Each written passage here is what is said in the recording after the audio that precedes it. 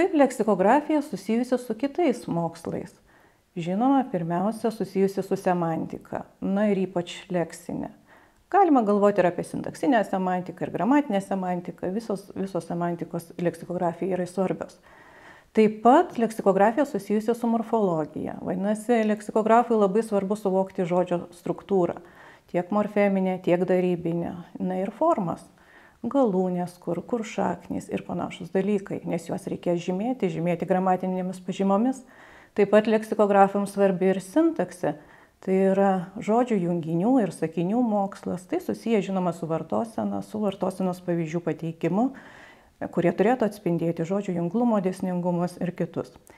Leksikografija susijusi ir su fonologija, tai yra garsinė žodžio sandara ir struktūra. Na ir žinoma, funkciniais elementais ir prozodiniais, tai yra mes turim suvokti, kiek kirčiuočių skirti, kaip kirčių žymėti ir panašiai.